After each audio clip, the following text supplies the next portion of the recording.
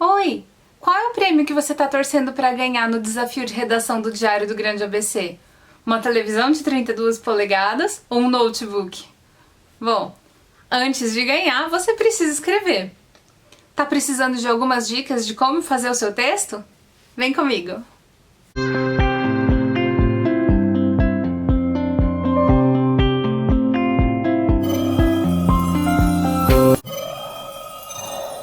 Agora eu vou dar algumas dicas para você que vai escrever seu texto. Se você é aluno do 6º ao 9º ano, você pode escolher o gênero que você quiser. Ou seja, a forma como você vai escrever o seu texto é livre. Mas lembre-se, a partir do momento que você escolhe um gênero, você precisa escrever o seu texto inteiro, respeitando as características desse texto. Não vai misturar um com o outro. Então, para isso, eu vou recuperar as ideias centrais de cada gênero que você pode escolher, como sugestões.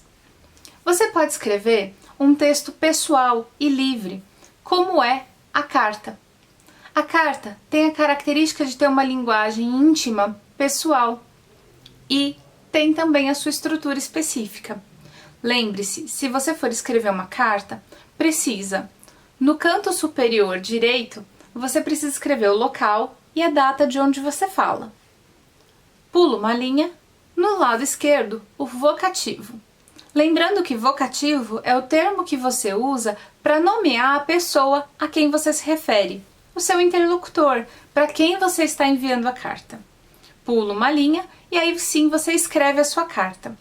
Lembrando que essa carta, por ser fictícia, pode ser baseada na história que você quiser, respeitando a temática da proposta do desafio de redação. Você pode escrever do futuro, falando de como foi a pandemia, de como foram as lições tiradas por esse momento que nós estamos vivendo. Você pode escrever de um outro planeta, falando a sua observação sobre como os terráqueos reagiram a essa pandemia. Você pode ser uma criança que cresceu durante esse período de pandemia. Enfim, libera a criatividade e escreve, se for a carta, de um modo pessoal e íntimo. Não se esquece de, no final, do lado direito, pular uma linha e escrever a sua despedida e embaixo a sua assinatura. Um outro gênero que você pode escolher e que também tem essa característica de ser pessoal é o diário. O diário também precisa conter o vocativo, que pode ser o próprio diário. E aí, você escreve o texto contando para o seu próprio diário. Por ser mais íntimo ainda do que a carta, pode conter segredinhos. E nesses segredinhos você falar sobre o que você aprendeu, quais foram as lições tiradas desse momento que nós estamos passando para o futuro melhor. Um outro gênero que você pode escolher é a poesia. Lembre-se que a poesia tem uma estrutura própria. Ela é dividida em estrofes e em versos. Os versos são as linhas da poesia, enquanto as estrofes é como se fosse o parágrafo, então é a junção dos versos. A sua poesia pode respeitar uma estrutura fixa, com contagem de versos e estrofes, com rimas fixas ou não. Você pode também escrever uma poesia contemporânea, que não precisa necessariamente ter essa estrutura fixa, rígida, contando sílabas poéticas, por exemplo. A sua poesia também pode ser em forma de rap, se você tiver facilidade para isso. Não vai forçar a escrever uma coisa que você tem dificuldade. Esse é o momento de você explorar a sua habilidade em texto, que é para ter mais chance de ganhar os prêmios. Outros gêneros. A fábula, o conto e a crônica são textos narrativos. Então, se você gosta de contar uma boa história, de criar personagens diferentes, contando um enredo interessante, você pode escolher o lugar e o tempo que essa história se passa. Pode ser uma história do futuro, do passado, o tempo narrativo você escolhe. As personagens também. Pode ser falando sobre um extraterrestre, pode ser falando sobre seres mitológicos, sobre fadas, aquilo que a sua criatividade liberar. A característica de cada um deles a gente vai falar agora. A fábula É um texto que tem por característica apresentar personagens que são animais ou objetos.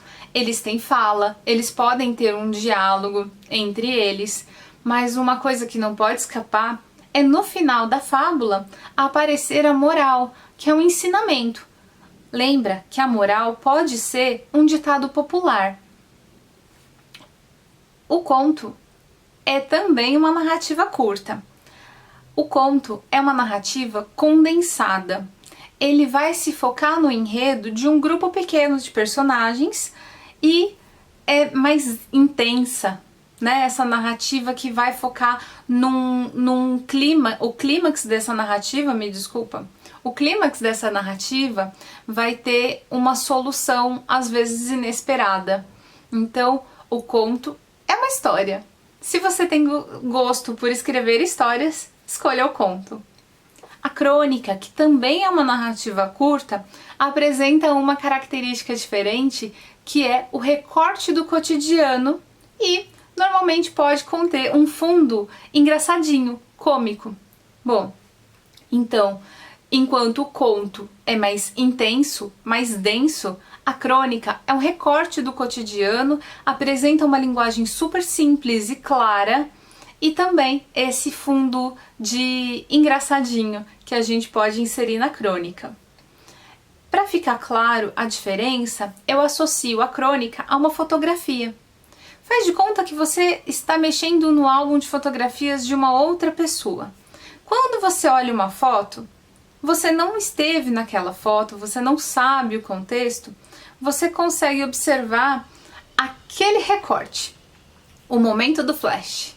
Mas você não sabe, não tem um aprofundamento de questões de contexto, como o local e a data, que é o tempo e o espaço da narrativa. Então, é como se o conto fosse alguém te explicando rapidamente, te contando rapidamente uma história que aconteceu. E a crônica é quando você olha para a fotografia e você tem aquele recorte do cotidiano, você consegue compreender o que acontece, mas ele não tem muitas explicações do antes nem do depois daquele momento. Então, é essa a diferença. A notícia e a reportagem são outras duas opções para você escrever. Lembrando que a reportagem é como se fosse uma investigação a respeito de algum assunto. Já a notícia tem aquela estrutura que a gente já conhece, de apresentar um fato sendo narrado. O seu texto é fictício, você não precisa se preocupar nesse fato ser realmente algo verídico. Porém, ele precisa ter uma escrita que pareça ser algo verídico. Afinal, você escolheu escrever uma notícia. Então, lembre-se das características da notícia. Precisa ter um título, com letra maiúscula e sem ponto final. Em seguida, você pode escrever uma linha fina, um resumo daquilo que aconteceu, para chamar a atenção do seu leitor. A notícia em si começa no primeiro parágrafo com o que a gente chama de lead, que é o resumo da sua notícia. Nesse primeiro parágrafo, você já precisa escrever o que é contado nessa notícia, com quem aconteceu esse fato, onde e quando. Lembra que a notícia é sempre algo atual, então você precisa dar um foco especial para esse quando, tá bem? O como aconteceu o fato que você está contando nessa notícia, você vai desenrolar no desenvolvimento do texto. Para finalizar, você pode acrescentar uma imagem ou não, mas no texto que vai para o Diário do Grande ABC, não tem espaço para imagem. Então deixa bem claro que o que você escreveu é uma notícia, com título, lead e a notícia em si. Se você escrever uma resenha, então é outro gênero. Você vai falar sobre um determinado assunto e enquanto você fala sobre esse assunto, você pode mesclar com o seu ponto de vista, associar a dados históricos, associar a momentos e estilos artísticos diferentes. Então, por exemplo, para falar sobre um determinado assunto, você pode associá-lo a um livro que você já leu, a um filme que você já assistiu, uma série, àquilo que você quiser. A resenha tem essa característica de falar seriamente sobre um assunto e explicá-lo associando a outros elementos, como a sua opinião. Mas eu sugiro que você não coloque a sua opinião explícita com os termos eu acho, eu acredito, eu penso. Essas frases empobrecem um pouco seu texto. Bom, essas são algumas das opções para os alunos que são do 6º ao 9º ano. Mas se você estuda no ensino médio, então obrigatoriamente você vai escrever um texto dissertativo argumentativo. Com certeza você já estudou isso na escola, mas também vou te dar algumas dicas para relembrar esse gênero. O texto dissertativo argumentativo não tem necessariamente que apresentar um título, como a notícia precisa. Porém, se você é bom em desenvolver título que resuma o seu texto e que deixe o leitor curioso, então coloque o título. Bom, o texto em si tem a sua estrutura específica, que é o quê? Introdução, desenvolvimento e conclusão.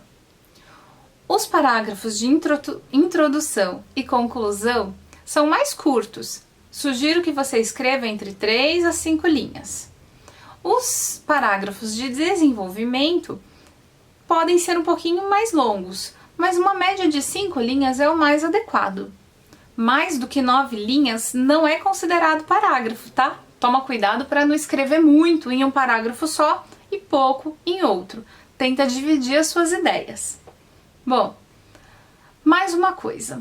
Para quem vai escrever uma dissertação, eu sugiro que você planeje bem o seu texto antes de começar a escrevê-lo, né? Então faça uma lista de ideias-chave que você tem para esse texto, associe as suas ideias, junte o que tem a ver com o que, para você não correr o risco de no meio da redação estar escrevendo, mudar de assunto, lembrar de algo que fazia parte do parágrafo anterior e ficar aquela redação entrecortada, confusa, né? Sabe quando o professor escreve do lado, confuso? Refazer? Explique melhor? Pois é, foi falta de planejamento textual. Então faça o seu planejamento. Na hora de escrever a conclusão, não se esqueça. A conclusão fica muito mais interessante quando você consegue recuperar os argumentos utilizados anteriormente. Ah, mas uma última dica. Os argumentos podem ser principalmente os argumentos de fato e exemplo, mas o principal deles é o argumento de autoridade. Aproveite que você está fazendo essa redação em casa e pesquise argumentos de autoridade, um filósofo, um cientista, alguém que dê realmente autoridade, alguém que dê valor científico, teórico para o seu texto. Tome cuidado com quantidade de pesquisa, com valores, com porcentagens, isso precisa ser bem específico e deixar bem claro de onde você tirou essa ideia. Eu particularmente acho um texto mais natural, mais interessante, quando você escreve sobre um fato ou um exemplo sem citar estatísticas, porque elas são muito arriscadas. Tá bem? Bom, essas são algumas dicas que eu tinha para passar para vocês. Espero que vocês caprichem, revisem o texto, independente do gênero que você está escrevendo. Terminou? Deixa o texto descansar um pouquinho, depois você lê de novo, lê com calma, corrige a ortografia, a estrutura, pede para uma outra pessoa ler, para corrigir, para ver as ideias se estão claras, se não tem erro de pontuação. Bom, faça com muito carinho e boa sorte! A gente se vê na premiação. Um beijo, até o próximo vídeo!